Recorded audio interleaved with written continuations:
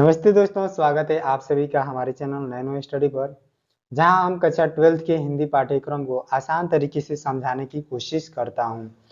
ठीक है।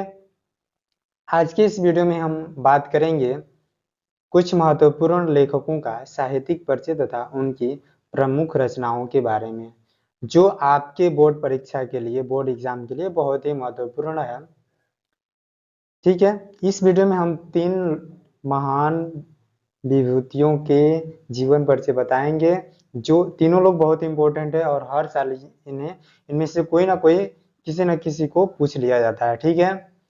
इन तीनों लोगों को अगर तैयार कर लेते हैं तो तीनों में से कोई एक पक्का लड़ेगा और आपका 5 अंक कंफर्म क्लियर हो जाएगा। ठीक है।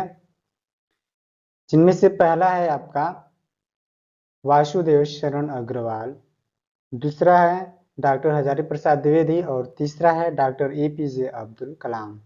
इन तीनों को अच्छे से याद कर लीजिएगा। तीनों में से कोई एक ना एक जरूर आपके एग्जाम में आ ही जाएगा और ये आपके हर साल बोर्ड के एग्जाम में आते ही हैं। ठीक है। आप किसी भी ईयर का क्वेश्चन पेपर उठा के देख लेंगे तो ये तीनों लोग हर बार किसी न किसी, मतलब हमेशा पूछ ही लिए जाते हैं। तो आप तीनों लोगों को याद कर लीजिएगा, ये वेरी वेरी इंपॉर्टेंट है। ठीक है। चलिए शुरू करते हैं हम। देखिए, वासुदेव शरण अग्रवाल, ये है इनका, आप पिक देख सकते हैं। आप सबसे पहले मेन हेडिंग में लिखेंगे वासुदेव शरण अग्रवाल, उसके बाद से नीचे लिखेंगे मुख्य बिंदु। ठीक है। मुख्य बिंदु लिखने के बाद आप पहला हेडिंग डालेंगे जीवन एवं साहित्यिक परिचय। आपसे कभी कभी साहित्यिक परिचय पूछ लिया जाता है और कभी कभी जीवन परिचय पूछ लिया जाता है।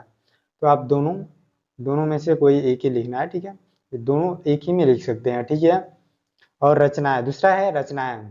कभी कभी आपको रचनाएं पूछेगा और कभी कभी कृतियां। देखिए, कृतियां को ही रचनाएं बोलते हैं। ठीक है। ये जो कृतियां दिया गया है इसी को रचनाएं बोलते हैं। आपको कंफ्यूज होने की बिल्कुल भी जरूरत नहीं है। ठीक है। अगर पूछ लिया जाए कि वासुदेव शरण अग्रवाल जी का मुख्य कृतियां बताइए, तो जो भी रचनाएं हैं वो आपको बताना है। ठीक है। अब चलिए मेन पॉइंट पे आते हैं। यहाँ पे पहला हेडिंग डालेंगे जीवन एवं साहित्यिक परिचय। ठीक है। उसके बाद से यहाँ से लिखना स्टार्ट करेंगे। हिंदी के सुप्रसिद्ध साहित्यकार वासुदेव शरण अग्रवाल का जन्म सन 1904 ईस्वी में मेरठ जिले के अंतर्गत खेड़ा नामक ग्राम में हुआ था। सन 1904 ईस्वी में इनका जन्म हुआ था। कहाँ पे हुआ था? मेरठ जिले के अंतर्गत खेड़ा नामक ग्राम में। ठीक है। इनके गांव का क्या नाम है? खेड़ा। और जिला कौन सा है? मेरठ। ठीक है। मेरठ जिले के खेड़ा नामक ग्राम में हुआ था सन 1904 ईस्वी में। ठीक है। इनके माता पिता लखनऊ में रहते थे। इनके जो भी माता पिता थे वो लखनऊ में रहते थे, अतः इनकी प्रारंभिक शिक्षा दीक्षा लखनऊ में ही हुई। काशी हिंदू विश्वविद्यालय से बीए की परीक्षा पास करने के पश्चात इन्होंने एमए, पीएचडी तथा डी डीलिट की उपाधि लखनऊ विश्वविद्यालय से प्राप्त किया। ठीक है। इतना लिखने के बाद और भी है इसमें। ठीक है। ठीक है। इन्होंने पाली, संस्कृत एवं अंग्रेजी आदि भाषाओं का गहन अध्ययन किया, जिसके कारण इन्होंने काशी हिंदू विश्वविद्यालय के भारतीय भारतीय महाविद्यालय में पुरातत्व एवं प्राचीन इतिहास विभाग का अध्यक्ष निर्वाचित किया गया।